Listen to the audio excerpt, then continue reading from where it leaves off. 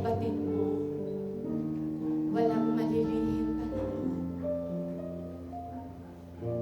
Many times, Lord, nakakagawa kami ng pagkakamali, O God.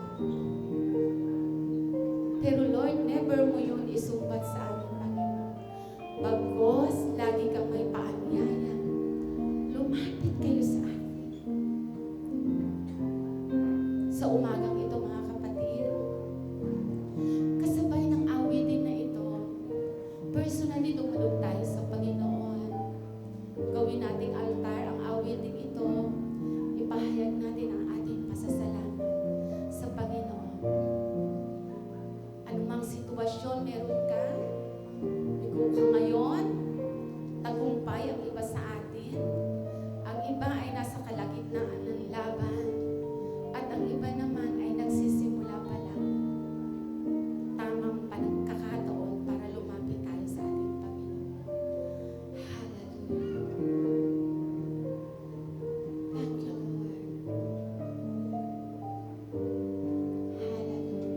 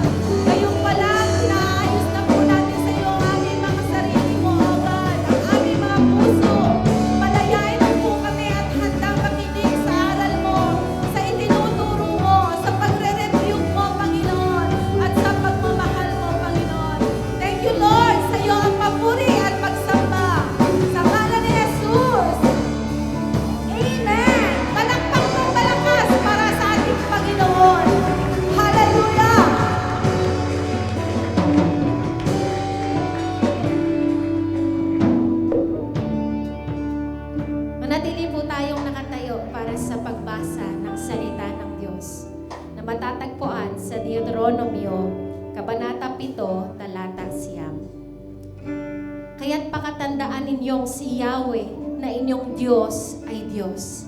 At siya ay Diyos na hindi marunong sumira sa pangako. Tapat siya sa lahat ng umiibig sa Kanya at sumusunod sa Kanyang mga tuntunin. Ipinadarama niya ang Kanyang pagmamahal hanggang sa 1,000 salinlahi. Mga kapatid, ituon po natin ang ating buong puso at pag-iisip sa salita ng Diyos na mahahayag sa araw na ito.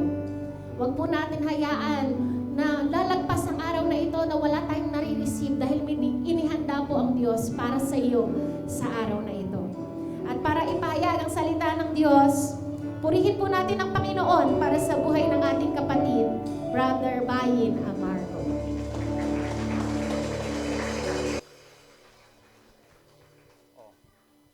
Buksan nyo ang inyong Bibles ulit. Sige mga bata, punta kayo sa Sunday School. Okay? Pag-aralan nyo, tandaan nyo ang turo ng mga Sunday School teacher, mga bata. Nung ako'y 7 years old sa Philadelphia, ang Sunday School teacher namin, mga Mennonite. Talaga mga taong Kristiyano. 7 years old pa lang. Hirap na hirap ako magsaulo. Pero dahil sa natanim sa aking puso nung ako'y 7 years old, kaya napaka-importante ang trabaho ng Sunday School teacher. Natanim. Okay. So, ang ating mensahe ay papatuloy natin yung konsepto, yung idea na God does not fail. Ngayon, I always ask this question, ilan minuto ba meron ako? Kasi sumobra na naman ako. Ilang minuto pa? Let me know. Senyas mo na ako, sulatan mo na lang. 45? Okay. 45. Anong ibig sabihin ng fail? Sa Tagalog, ano ang fail? Fail. Hindi natupad? Ano pa? Nasira? Na ano? Nabigo, uy, maganda yan, medyo malalim yan. Naudlot, ano pa? Basta't hindi natuloy. Ang dapat nangyari ay hindi natuloy. Noong January 9, 1983, 8 kaming tao nagte-training. Actually, marami. Pero 8 kaming tao nakasabit sa lubed sa Okinawa, Japan. Linggo yon. Medyo nagdidilim na. Tapos na ang rappellings. Alam naman ba sa inyo yung Campfires for Christ, yung pastor and all yung iba dito. We do rappelling and other things. So actually, ginagawa namin ito sa US Navy. Itong mga taong ospital. Ang ginagawa namin, 4 na tao nakakabit sa lubed dito sa taas ng bangin. Yung 3 na sa baba. Iisang lubid yon pag ganun. Yung 4, na mabibigat na tao, malalaking tao, mas malaki pa kay Pastor Jun. Wala siya dito, no? Okay. Sa bigat nila, hihilahin na yung lubid na nakakabit yung 3 dito sa baba. Parang elevator ba? Alam ni Pastor na sanay naman tayo mga Campfires for Christ kami sa lubid, sa carabiner, sa rescue pulley. Ang nangyari, hinihila na ng 4 yung 3, hindi gumagalaw. So sinabi niya, Margo, come on. So ako pang 5 na ako.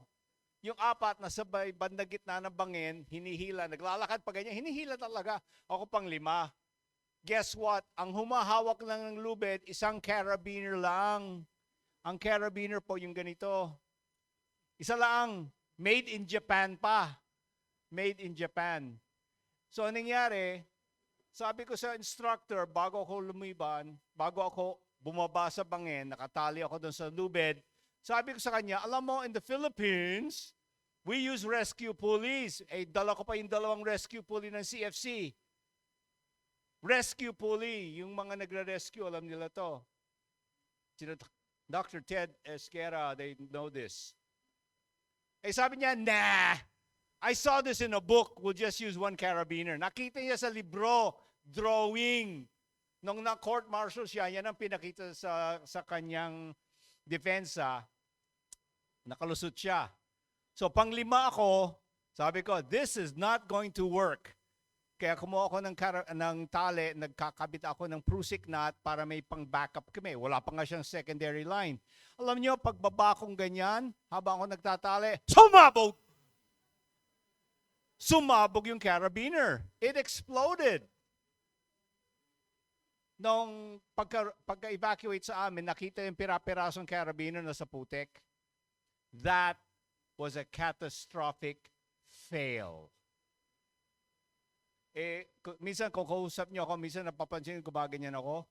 Kasi nagkapunit-punit yung muscle ko dito sa legs, yung helmet ko sabog. Yung 4, naglanding, parang pancake, 1, 2, 3, 4. Kaya yung nasa ilalim, bali-bali. Siya yung sumisigaw sa helicopter. Ako naman pinakamataas ang kinahulugan ko, 15 metro daw. Nasa dyaryo daw yun may copy ako ng dyaryo noon Fail. God will never let you have a catastrophic fail. And yan ang pag-uusapan natin ngayon. Sa tingin nyo, baka may nangyaring fail sa buhay nyo, baka sisihin nyo Diyos. Kailangan tignan natin, sino yung ating Diyos who will never let you fail? He will never fail you. Dalawang magkahiwalay na bagay yan. So pag-usapan natin, sino ang pwede niyong pagkatiwalaan? Who can you trust? Pag ganyan ko, hit it. Hello? It's not working? Hello? Okay. So binasa natin yan. Bigyan natin na ating atensyon. Ang iyong Diyos ay Diyos. Hindi siya Diyos-Diyosan. Hindi siya kathang isip. Hindi siya the force. Hindi. God is God. Period. Pero dito, comma, kasi may karugtong. At siya ay Diyos na hindi mo sumira sa pangako. Sino sa inyo may nangako sa inyo na sira ang pangako? Bayaran kita Sabado, ha? Magbabali muna ako. Ano pa? Hindi, okay, brakes ng jeep mo. Catastrophic fail, yung brake failure ng jeep, ano? Halos every other day, may nababalitaan kayo. May yung truck, 5 patay sa barangay. Kasi nag-fail yung brake. Hindi siya sumisira sa pangako. Ulitin natin lahat yan. Hindi, sabay-sabay, hindi siya sumisira sa pangako. Isa pa, hindi siya sumisira sa pangako. Isa pa, siya sumisira. Sino yung siya na yan? If you say something 3 times in a row, usually natatandaan nyo yan. Tandaan nyo yan. Okay? Tapat siya sa lahat ng umiibig sa Kanya at sumusunod sa Kanyang mga tuntunin. Meaning, kung meron sinabi ng Diyos na huwag yung gagawin at ginawa nyo pa, sinira nyo, hindi kayo sumunod sa tuntunin, pag may nangyari sa inyo, kasalanan ba ng Diyos yan? Hindi. Kasalanan mo eh. Bakit ininom mo yung beer? Pagkatapos nagmotor ka pa. May tawag dyan. Begins with a T. Huwag yung gagawin yan. At pinadadarama niya sa kanyang ang kanyang pagmamahal hanggang sa ikasang libong sang lahi. Naranasan niyo ba, naramdaman niyo ba ang pag-ibig ng Diyos sa buhay niyo? Sino hindi pa? Hindi pa naramdaman yun? Yung bang nagkaroon ng fail yung kasama mo sa iyo, sa trabaho, kahit sa pag-ibig, but you can still feel the love of God. Mahirap tanggapin, pero totoo yun. Minsan hindi natin nararamdaman, pero andyan pa rin. Hindi umalis ang Diyos sa tabi mo. Hit it. Hello. Okay. Sa Amplified Bible, therefore, know, without any doubt, walang pag-alinlangan, wala, and understand the Lord your God. Ngayon, yung Lord na yan is called the Tetragrammaton. YWHA. Sa pagiging banal ng pangalan ng Diyos sa lumang tipan, yung Yahweh at saka Jehovah, mas tama ang Yahweh, ay actually hindi sinasabi, hindi nga binabanggit. Ang tawag na the apat, tetrapack, apat yung side ng juice ng bata, tetragrammaton, ay pangalan ng Diyos. You know, sa kanila, napakabanal yan. Pag ikaw ay isang skribo, isang kokopya, wala kasing Xerox machine doon, ano? Walang copy machine. Pag sila'y kumokopya ng lumang tipan para bigyan ng kopya yung isang grupo, habang sinusulat na hindi nagkakamali yung Word of God, let's say starting the books of Moses, pagdating sa tetragrammaton, sa pangalan ng ang tawag natin ngayon Yahweh, dahil sa kabanalan noon, remember holiness, kasi pag-usapan din natin yung mamaya-maya. Ano mo gagawin ng skribo? Bago niya isulat ang tetragrammaton, bababa niya yung kanyang panulat, maliligo yan, tatanggalin yung damit, maliligo, magsusot ng bagong damit, ewan ko kung sisipilyo, I don't know. And then, sa kanya isusulat yung tetragrammaton. Pagkatapos, eto na naman. Ligo, palit damit. Ganoong kabanal ang tingin nila sa pangalan. Pangalan pa lang. And later, you'll see they use the word Adonai, etc. So, ganoon ka-importante. Yan ang Diyos na umiibig sa inyo. Okay? Hit it? So, sino ang Diyos? Hello? Para kung pumapara ng jeep. Ayaw ba? Ayaw? Ayaw? Sino? Kilala niyo ba ang Diyos na yan? Kilala ba natin talaga ang Diyos na yan? Hit it. Hello? So, sino ang Diyos? Ito ang mga attributes o katangian ng Diyos. Ngayon, so you know, dito sa inyong handout, andito sa likod, hindi nyo kailangan isulat to. Ito, isa-save natin sa inyong hard drive kung gusto nyo. Ito yung mga same verses dito. Sino sa inyo marunong gumamit ng concordance? Sino sa Bible niyo may concordance? Ano yung concordance? Sa likod, parang index yun. Nakalagay, hanapin niyo yung word na Jesus. Ayun, lahat ng versikulo tungkol kay Jesus nandyan. Okay? Bethlehem, lahat nandun. Dapat matutuwa natin lahat bilang Kristiyano, gamitin natin ang ating Bible bilang isang weapon, bilang isang sandata. Kung di kayo marunong gumamit ng sandata, marami ang kwento dyan, pero nakakatuwa. Pero walang time. Learn to use your Bible. Kumuha kayo ng concordance. Okay? Hanapin nyo, let's say, yung lahat ng versikulo tungkol sa Espiritu ng Diyos, tungkol sa eternity, eternal nature ng Diyos, sa love. Huwag kayo aasa na Sabado, hindi naman tayo Sabadista, sorry, na Linggo lang tayo, na Domingo lang. Huwag. Please don't. Magiging anemic kayo sa kaalaman ng salita ng Diyos at katotohanan ng Diyos. Sino dito naging anemic? Ang hirap ang anemic, ano? Ako, nawalan akong dugo sa military, napaka-anemic ako for 3 months. Hindi ka lakad na hindi humihingal. Wala kang power, wala kang poder. You need to have the Spirit of God by the knowledge of God's Word, the presence of God, para hindi kayo anemic na Christian. Please, learn to use your Bible. Ang point ko, lahat nandito na verses, look it up and study on your own. Okay, here we go. Who is your God? Mabilis to, ha? Kasi wala tayong time. Spirit. God is a spirit. God is a spirit, not a physical being. Nasa John. God is omnipotent. Ngayon, itong apat na to, actually there's like 20 of them. Apat lang ang nilagay ko. Apat lang nasa handout nyo. Yan ang point ko. If you have a concordance, look it up. Yung omnipotence. Anong sabihin ng omnipotent or omnipotence ng God? Siya ay may poder eternally. He has all the power in the world. Siya na-create ng universe. Science has also found, kung tawagin natin, yung mga universe. The universe is basically many galaxies. They have found this now goes on for a long time. Sino na-create niyan? Diyos. So, ang point is, God is omnipotent. God is all-powerful and capable of doing anything. Nasa Jeremiah, nasa Genesis, nasa Romans, nasa Psalms. It's all there. Okay? And you can look that up. Ngayon, ang ginawa ko, para hindi ako masyadong... See, I have fun teaching the Word of God.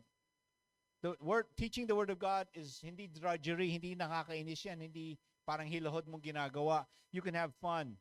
Tulad yan, sabi si Jeremiah 32:17, nandyan, Oh Lord God, behold, you have made the heavens and the earth. Sinabi ko na yan, right? And by your great power and your outstretched arm, there is nothing too difficult or wonderful for you. Tandaan nyo yan. There is nothing too difficult na hindi kayang gawin ng Diyos para sa inyo. Okay? And there are other verses. Next, God is omniscient. God is omniscient. Ano ibig sabihin ng omniscient? Omni means all. Iscient means knowing. God knows everything. Okay? Tulad sa Job, I know that you do all things. Yan yung omnipotent, right? And that no thought or purpose of yours can be restrained. Hindi kayang itali, ilimit ang kaalaman ng Diyos. Sa Psalms, O Lord, you have searched me thoroughly, have known me. Alam ng Diyos ang bulok natin. Alam ng Diyos yung ginawa nyo, yung inisip natin. Pati ako, kasama ko dyan, na hindi dapat isipin. Kahit ginawa. Pero mahal pa rin. Tayong lahat, mahal pa rin kayo. Even though God knows you. Even though God knows nag-mess up ka, God still loves you. Isn't that wonderful? Di ba na mahusay yan? Mahusay Diyos natin, mahal pa rin tayo. The eye of the Lord is in every place. Isipin nyo, parang camera. In every place. Watching the evil and good in all their endeavors. Kaya yung masasamang tao, binabantayan din ng Diyos yan. Sa Matthew, but even when the very hairs of your head are numbered, iba sa atin, hindi masyadong problema yan. Mas menos ang buhok natin, no? Kasama kaya diyang kilay? Hairs of your head, eh. Hindi lang yung tayong mga nakakalbo. God knows the numbers. Kaya pa nagbubunot ka ng kilay, nagbabago numero ng hairs of the head, no? But even the very hairs of your head are all numbered, for the Father is sovereign and has complete knowledge. God is omniscient. He knows everything, but He still loves you. Importante po yun. Next, God omnipresent. Balik. Omnipresent. God is everywhere simultaneously. Ngayon, mula kay Adan hanggang kay Moses, it's approximately 1,000 years. Mula kay Moses hanggang David, 1,000 years. Mula kay David hanggang kay Paul, 1,000 years. Mula kay Paul hanggang ngayon, 2,000. Kung bibilangin nyo, that's a long time sa buhay ng tao. But sa Diyos, yung kanyang presence has always been there mula sa pag-create ng mundo at ng universe hanggang sa pag-create ng Eden, Garden of Eden, hanggang ngayon. God is present. Is God present in your life? What can block us from the presence of God? Katabi na nga natin ang Espiritu ng Diyos, sa Espiritu Santo. Di ba sabi nga ni Jesus, kailangan umalis ako para dumating ang Paraclete, ang helper. Sino yun? Espiritu Santo. Kasama natin, kung kayo kilala niyo Jesus, kasama niyo ang Espiritu Santo every day, every hour, every minute, every second, kung kayo kilala niyo si Jesus. That means God is present with you all the time. Ang tanong, tinatanggap ba natin yung katotohanan niyan? Katabi niyo Jesus, katabi niyo si Jesus in the present in the personage of the Holy Spirit right now. Ganyan kayong kamahal ng Diyos. E sino sa inyo nang nililigawan kayo ng bago-bago, mga babae, alam niyo itong answer na to eh. Laging gusto niyo katabi si Mr. To Be, I hope. Di ba? Kayo mga nanliligaw na lalaki, gusto niyo lagi kasama, di ba? Why? In your mind, you love them. Hopefully, but you know, that kind of love still develops later. Mas malalim yung pag-ibig later. Eh kung gusto niyo kasama siya all the time, eh di lalo na Diyos. Ang tanong, gusto niyo ba kasama niyo Diyos all the time? Do you want God to be with you all the time kahit kayo may ginagawang kalokohan? Kahit kayo nagchichismis? I don't know. Kayo lang nakakasagot niyan. I'm guilty too, by the way. Okay, I'm guilty din ako niyan. But the good thing is God still loves us. So God is present everywhere. I'm not going to read that. Oh, sige, next slide, please. Oh, yan. God is eternal. Wala siyang beginning or end. He is everlasting. Hindi fake ang Diyos nyo. Hindi made in China Diyos nyo. Diyos natin. Hindi katang-isip ng AI. Hindi gawa ng ChatGPT. Okay? Diyos nyo, gawa-gawa lang yan. Wala kayong maasahan kaya gumawa kayo ng Diyos. Yan ang Diyos-Diyosan. Pag-usapan natin. So remember that. God is eternal. He has always been there. Next, God is immutable. Ano alam niyo ba yung sabihin ng mutant? Yung nagbabago. Teenage Mutant Turtles ba yan? Teenage Mutant Turtles. Mutate. Yung mga science majors niyan, yung genome mutation causes cancer. God does not change. God does not change. He is constant and perfect. Nasa Hebrews yan. Napadoble yung Hebrews 18 ko, sorry. Okay? Sorry about that. Napansin ko yan na I was doing my review. Hindi ko nabago. God is immutable. Jesus Christ is eternally changeless always, sabi sa Hebrews. The same yesterday, today, and forever. Hallelujah. Yung Diyos na nagmahal sa 12 naging disipulo niya, kahit si Judas na nagtaksil sa kanya, God, Jesus still loved Judas. He loves you. Hindi nagbago. Jesus who loved the woman who was caught in adultery is the same Jesus today. Jesus who died on the cross for you is the same Jesus today. But he is represented by the Spirit, the Holy Spirit, because Jesus is up katabi niyang Diyos Ama. That's why he sent the Holy Spirit, so he can be everywhere all the time. Omnipresent. Right? Tandaan niyo yan. God does not change. Psalms, but 102:27, but you remain the same and your years will never end. Hindi matatapos. Walang warranty ang Diyos. Next, God is holy. God is holy. God possesses moral purity. No, later na lang. Isaiah, the one who, and one another, ito yung mga angel, ha? One called out to another, saying, Holy, holy, holy is the Lord of hosts. The whole earth is filled with his glory. Leviticus 19:2.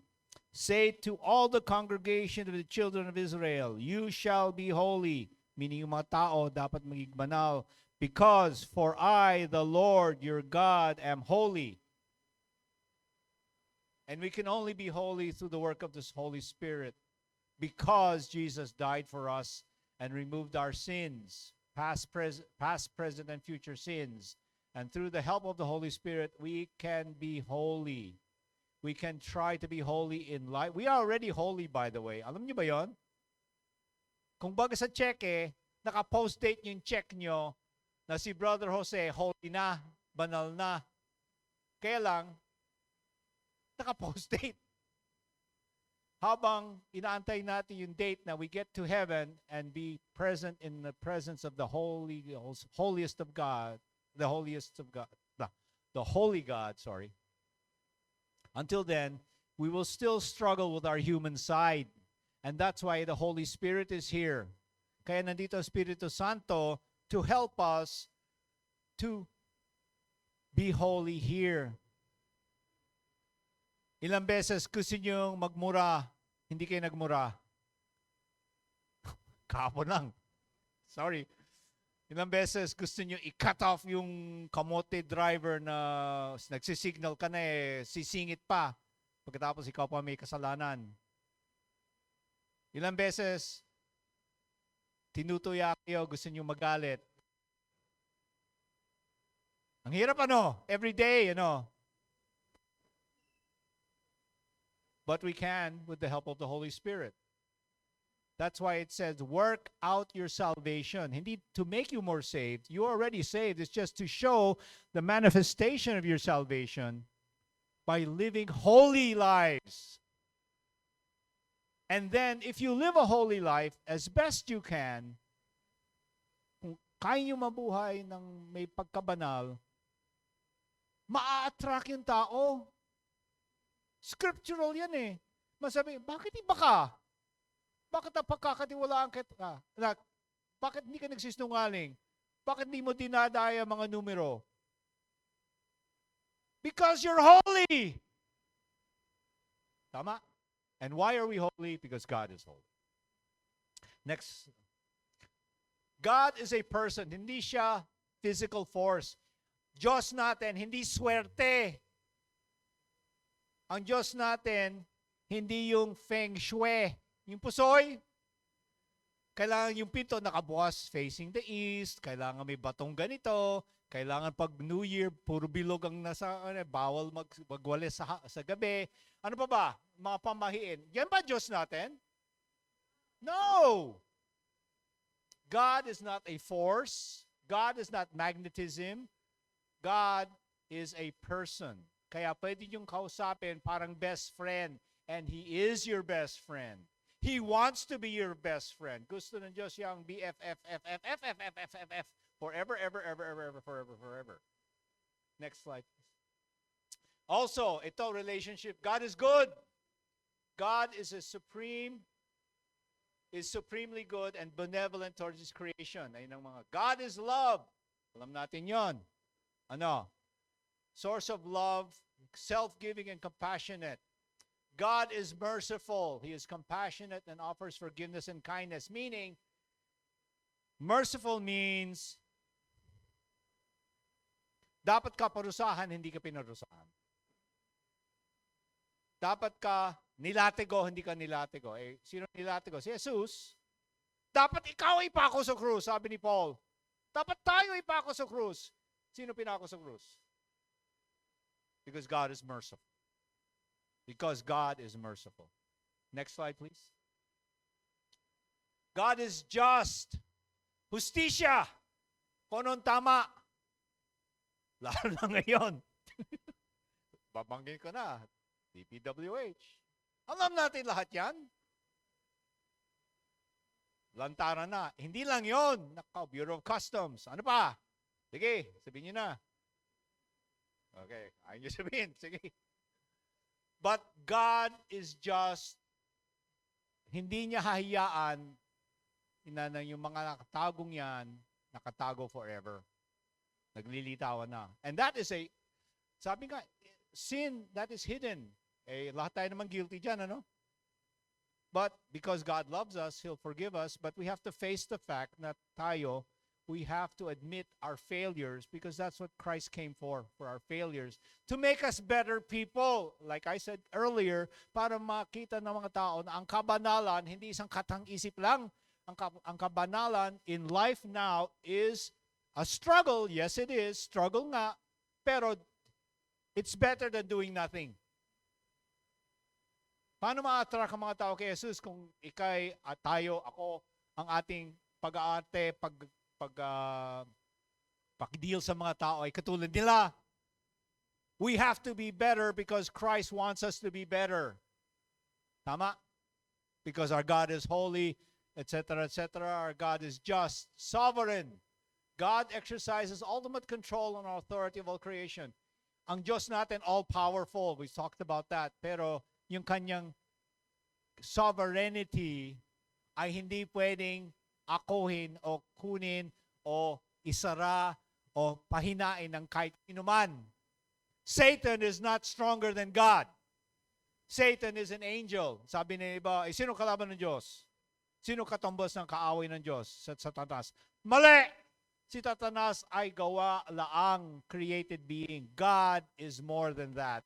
Kaya huwag niyo sasabihin, huwag kayo papayag na may magsabi sa inyo na malakas si Satanas. No!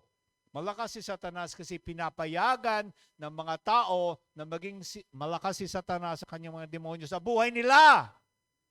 Huwag natin hayaan na si Satanas at mga demonyo niya maging malakas sa buhay natin. He is like a roaring lion, sabi ng scripture. Narinig niyo ba yung talagang yung roar ng lion? And I kwento ko to before. When nasa Abu Dhabi kami, we went to sa Alain. Ang tawag sa lugar, Alain. Andun, meron silang mga malalaking soga or cage ng mga lion. Yung isang lion siguro ganitong kalaki, mula kay pastor, ganyan. Alam mo, ang layo namin, siguro ito, at saka yung bubong na pagkalayo-layo doon. Yung bubong na, o kaya yung nagka-parking, yung kabila ng babawan ni Haro. Alam mo yun, nung nag-roar yung lion, na gano'ng kalayo, nakita ko, yung, talagang dumudugong-dong. You could feel it in your chest. Isang leon lang yan. Ang lakas nga. But guess what? Nakakulong siya. Nakakulong yung leon.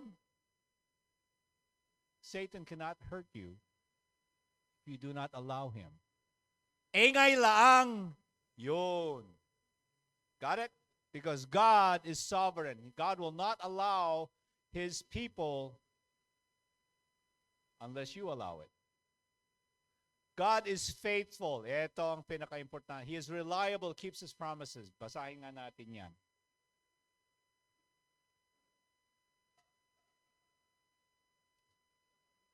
Sorry, I have to try and stick sa aking kwan.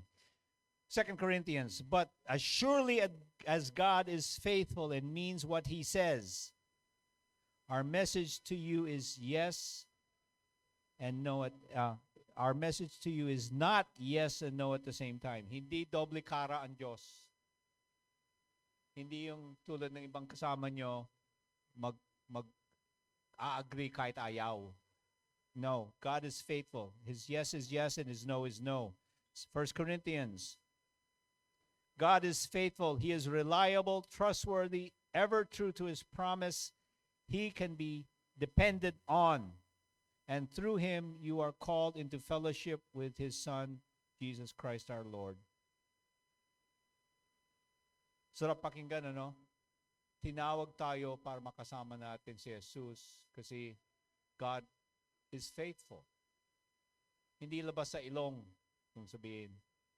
2 Timothy, if we are faithless, and we are sometimes, so maybe most of the time, God, He remains faithful, true to His word, and righteous character, for He cannot deny Himself. Hindi pwedeng ang Diyos ay maging iba sa kanyang sinasabi. Next slide, please. So, do you know this God? Hit it. Or is it just, kung kayo mahilig mag-fill in the blanks, mental acknowledgement. Ang maraming tao, ang kanilang pagkakilala sa Diyos, ang kanilang pagkaalam, ay dito lang, sa utak lang. Oo, may Diyos. Oo, si Jesus buhay. Oo, namatay si Jesus sa krus. Oo, ganito, ganun. Pero it's only mental acknowledgement, dito lang. Parang nagsusulat ng crossword puzzle. Ano kaya ibig sabihin nito? But it's just mental acknowledgement. Next slide, please. Hit it. For even the demons believe. Mental acknowledgement. Nag-iisip yung mga demonyo. Even they have mental acknowledgement. So James, nakalagay, you believe that God is one? You do well to believe that. The demons also believe that. And shudder, pero sila natatakot. Mental acknowledgement ng demonyo. Sa Matthew. And they scream, yung demonyo, nung kinaharap ni Jesus, yung mga demon-possessed. What business do we have in common with each other? Magkaiba tayo. Son of God Have you come to torment us before the appointed time? Alam nila may judgment sila. Mental acknowledgement. Pero do they believe in Jesus as Savior? Hindi. Kaaway nga eh. Jesus will judge them. Luke 10, the 70, sorry, because that's wrong glasses. The 70 returned with joy, saying, Lord, even the demons are subject to us in your name. Do you know may poder kayo laban sa mga demonyo? Pero only in Jesus' name, hindi sa sarili nyo. May kwento si Pastor Camilo Principe tungkol yan, pero walang time i-share.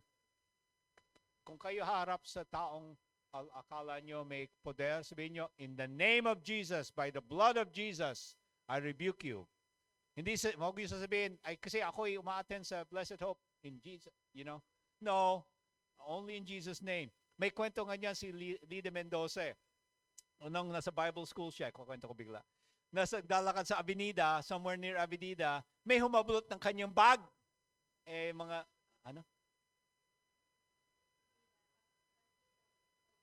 Okay, somebody else.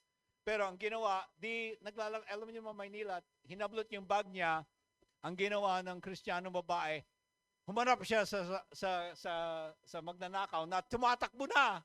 Sabi niya, in Jesus' name! Bitawan yung bag. Totoo yun. Ask Leilani. Meaning,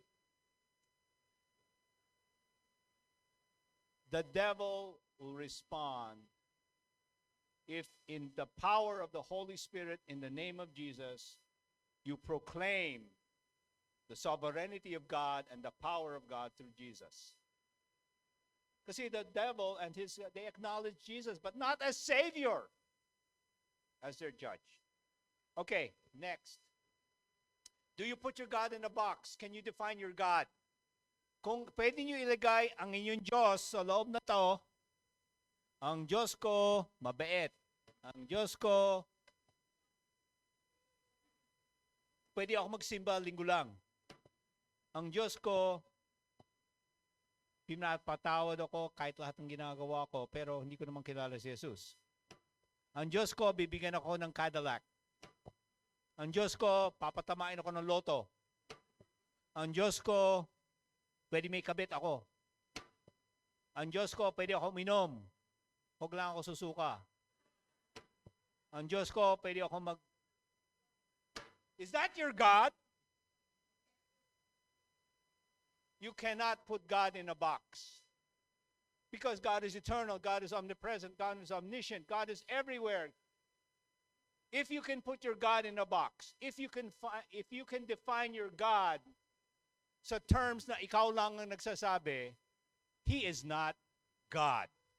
He is an idol. 5 minutes? Ayun, next slide.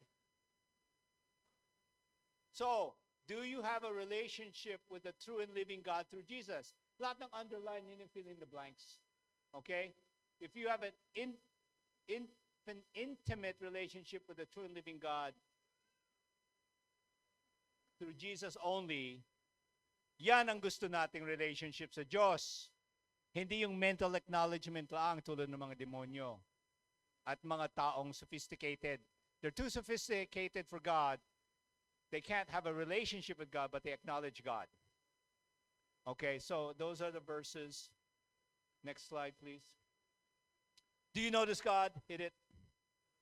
Any other relationship is idolatry. Ulitin ko.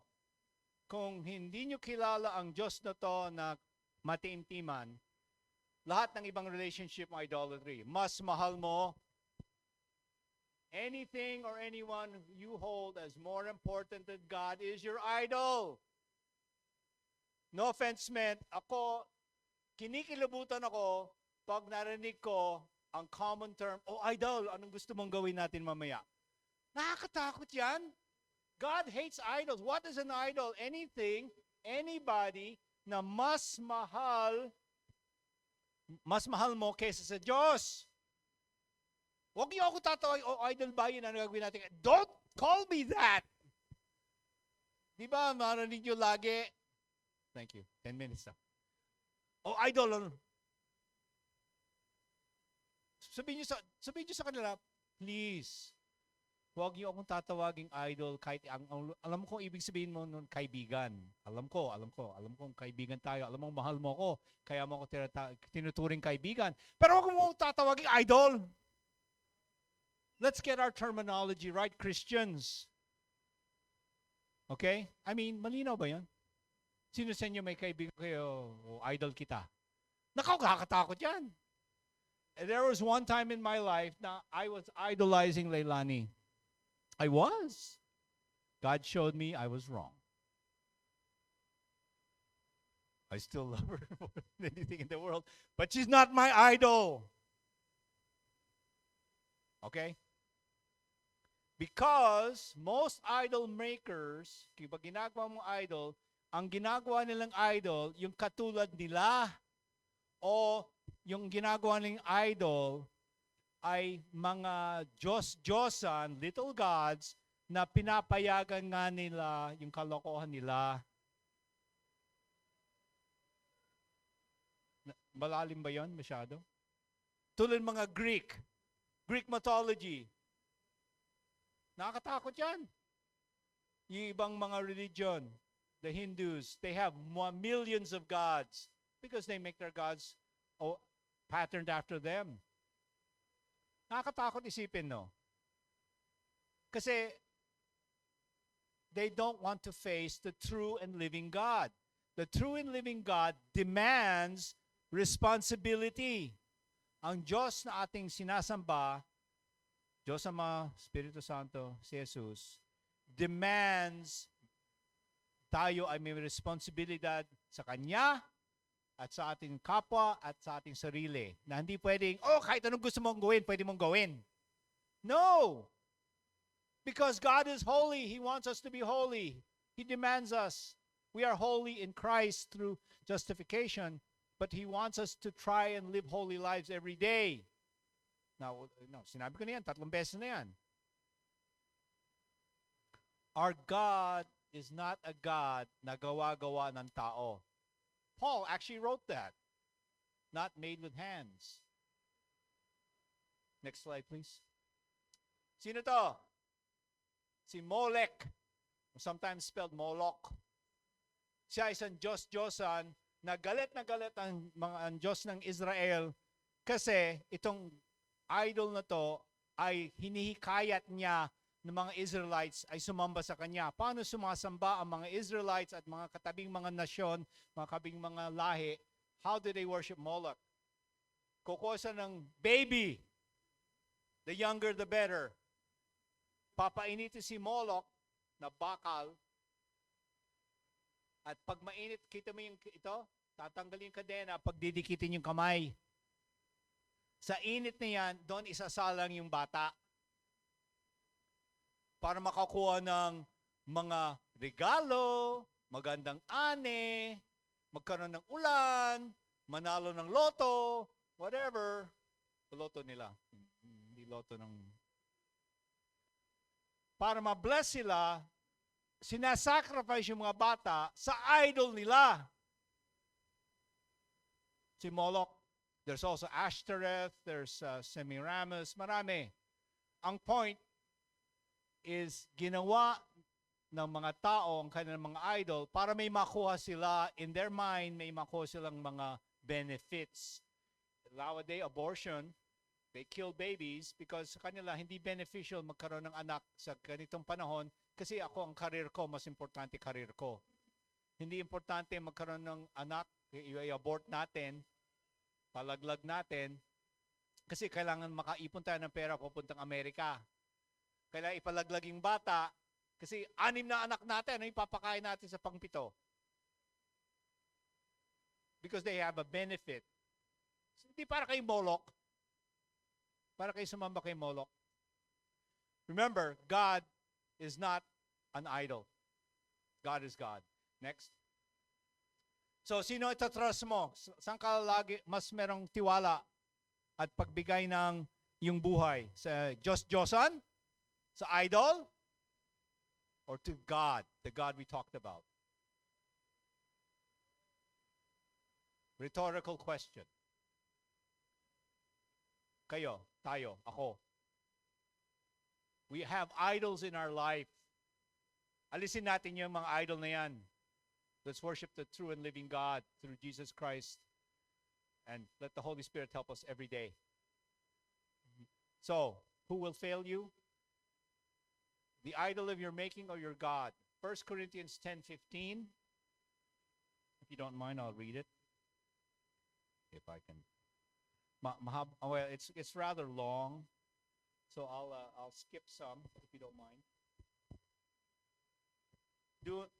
Verse 17. Verse 7 rather. Verse 7. 1 Corinthians 10 verse 7. Do not be worshippers of handmade gods, as some of them, the Israelites, were. And just as is written in Scripture, the people sat down to eat and drink after sacrificing to the golden calf at Horeb and stood up and indulged in moral activities.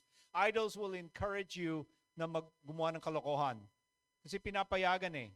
Kasi yung idol gawa galing sa mga pagnanasa na inyong laman. Kaya siya naging idol. Kaya pinapayagan niya, huwag kayong ganyan, huwag tayong ganyan. We must not tempt the Lord. That is, we must not tempt His patience and question His purpose or exploit His goodness as some of them did. At namatay sila.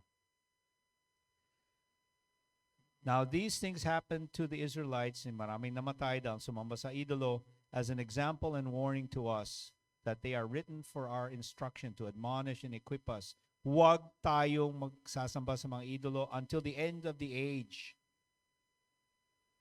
Verse 12 is important. Therefore, let the one who thinks that he stands firm, na immune sa temptation, being overconfident and self-righteousness, mag-ingat kasi baka mahulog ka rin. Huwag tayong masyadong mayabang. Next slide, please. So, sino ang mas faithful sa iyo? Yung idolong gawa-gawa ng tao, baka gawa mo? O Diyos? God will never fail you. Do not fail God by building and worshiping your little idol, yung Diyos-Diyosan. And I'm guilty of that too. Okay ba yan? So let's end in prayer. We thank you, Father God, na from the very beginning, mahal mo kami. You created all of this. But because of sin, nalaglag kami.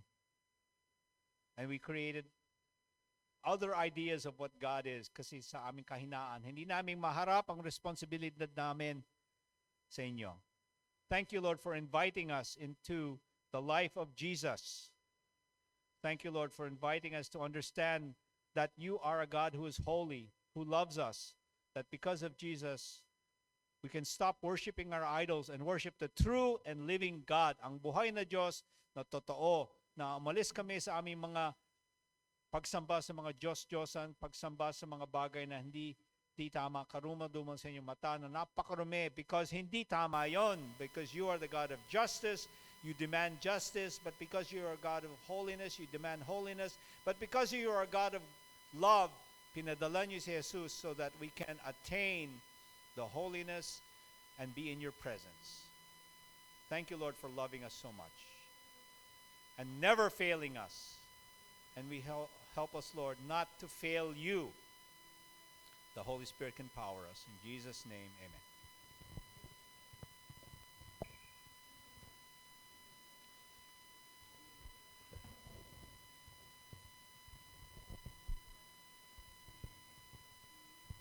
Amen. Enjoy po ang mga preaching or pagtuturo na parang lecture type. Amen? Marami tayong natututunan. Amen po ba? Praise the Lord. Salamat sa Diyos dahil napaka-flexible ng salita niya. Lahat talaga tayo, iba-iba man ang personality natin, lahat tayo may tama sa atin, lahat may strike po sa atin. Po. So, dako po tayo sa ating pagbibigay, sa ating tithes and offering. And ito po ay manggagaling. I want to share 3 points po na manggagaling sa Matthew chapter 2, verse 10 and 11. Dahil ano na po September na po at lumalamig na ang panahon at parang, di ba nga po, sabi nila dito sa Pilipinas, start na ng Pasko agad, September. So, eto po ang salita ng Diyos. Matthew chapter 2, verse 10 to 11. When they saw the star, they rejoiced exceedingly with great joy. And going into the house, they saw the child with Mary, his mother. And they fell down and worshipped him. Then, opening their treasures, they offered him gifts, gold and frankincense and myrrh. So ito po ay tumutukoy doon sa tatlong matatalinong tao, hindi po hari, ano? Tatlong matatalinong tao na hinanap nila si Jesus, yung baby Jesus, nung isinilang na si Jesus na ating Diyos at tagapagligtas. Hinanap nila, no? Nakita nila sa mga tala na naririto na ang ating tagapagligtas, ang Messiah. And ito po yung ginawa nila. They rejoiced exceedingly, they worshiped God, and they offered Him gifts. So first po, let us acknowledge that Jesus is our King. Amen? So first, kung alam natin na si Jesus ay ating hari, ito po yung dapat na maging response po natin every time na lalapit tayo sa Kanya, every Sunday na pupunta tayo sa church na po. First, joy. When they saw the stars, they rejoiced exceedingly with great joy. No, star pa lang po yung nakikita nila, pero meron ng rejoice. Nag-rejoice na sila. And tayo po, na may encounter na kay Jesus, ang response din dapat natin with great joy. Okay? So, we should always be willing to take extra mile. Ito pong mga taong ito, they travel 1,000 miles para po ma-meet si Jesus. No po? So tayo, let's take extra mile. Hindi ko po alam kung ano yung extra mile para sa inyo, sa sitwasyon nyo ngayon, but let's take it. And despite our trials, our pain, our struggles, let's meet the Lord or let's go to Jesus with joy. Ayan po ba? Okay, sabihin mo sa katabi mo, joy. Ayan. And second, worship. They saw the child with Mary, his mother, and they fell down and worshipped him. So ang response po ay worship. When we come to God's presence, na po, hindi tayo para lang mag-receive ng pagpapala ng Panginoon, para ma-comfort tayo, na po, para magkaroon tayo ng kapayapaan. Hindi po. We come to Jesus because we want to worship Him with all of us. Na po, all of us. Worship is being willing to give what is valuable to you. Worship is giving. Ayan. And last po, gifts. Then opening their treasures, they offered Him gifts, gold and frankincense and myrrh. So, mga kapatid, let's open our treasure. Sabihin nyo nga po, treasure. Open nyo po yung treasure natin, no po? And offer to God gifts suitable for King. Isipin natin, ang pinag-aalayan natin ay hari. So what is in you that is suitable for our King? And Jesus deserve our best. Amen? So yan po, mga i-consider po natin para po sa ating pagbibigay. Sige po, hawakan po natin ang ating mga envelopes at tayo po ay manalangin. Hallelujah! Salamat po, O Diyos, sa panibagong pagkakataon na ito na kami po ay makakalapit sa iyo, na kami po ay nakakapagpuri sa iyo, na malaya kami, Panginoon, na nakakatanggap ng pagpapala sa iyo at nakakapag-alay ng papuri sa iyo, Lord God. Hindi na namin kailangan pang mag-travel pa 1,000 miles. You are everywhere, Lord God. And hindi po mahirap nakatagpuin ka, Panginoon.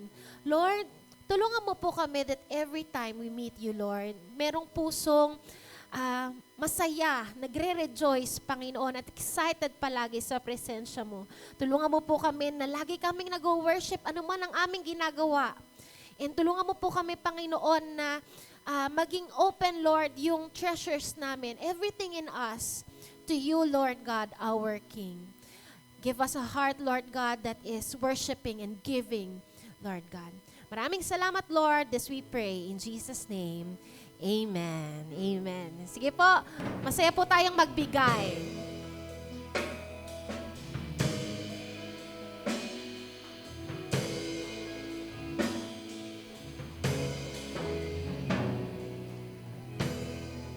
Panginoon, ang nais ko. Kagandahan mo ay pagmasdan, ang pag-ibig mo sa aking tugon. Kailan may di pababayaan, sa iyo lamang matatagpuan, sa iyo lamang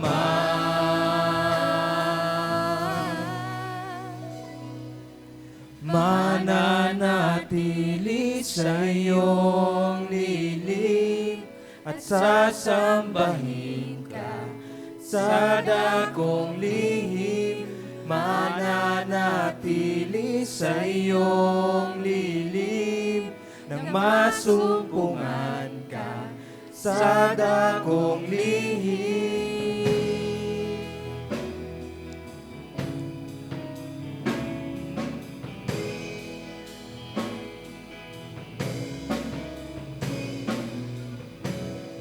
O Panginoon, ang ngalan mo ay kalinga at sandigan ko, di magbabago pangako mo.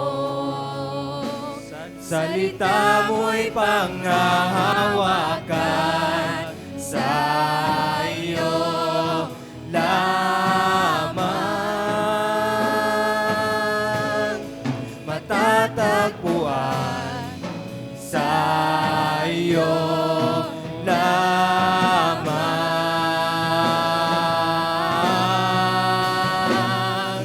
mananatili sa iyong lilim at sasambahin ka sa dakong lihim.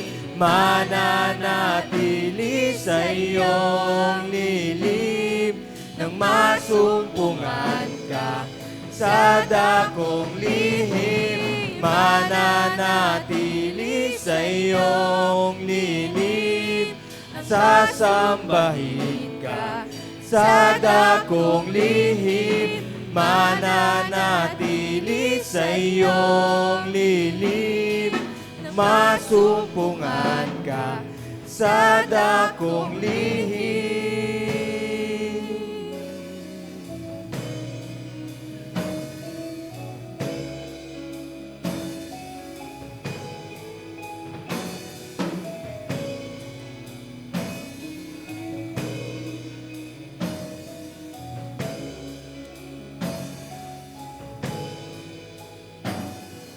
Ang papuri ko ay tanging sa'yo, sa'yo lamang iniaalay, O Panginoon. Ang puso ko'y sa'yo magpakailanman. Ang papuri ko ay tanging sa'yo, sa'yo lamang iniaalay, O Panginoon. Ang puso ko'y sa'yo magpakailanman.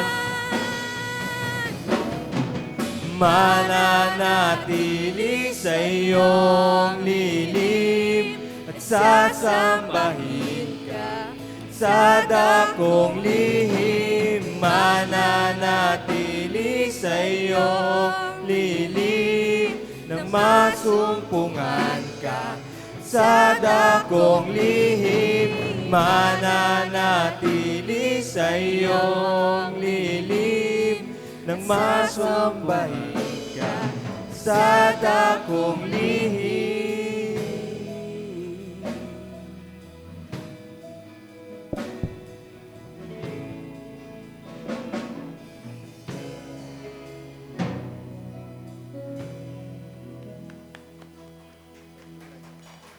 Praise the Lord! Kung nais nyo po na magbigay din ng papuri sa Panginoon sa pamamagitan po ng awit or anuman ang binigay sa inyo ng Lord na talento. Approach nyo lang po ako at schedule po natin ang inyong special number. And praise for the Lord. Okay, so para po sa ating mga announcement, praise the Lord sa nakaraang Men Fellowship last Sunday. Ayan po ay naganap sa Pulong Saging. So umaten po ang ating mga kalalakihan. Praise the Lord! Ayan po, oh. Meron pang bigas na kasama doon sa another picture. So ayan.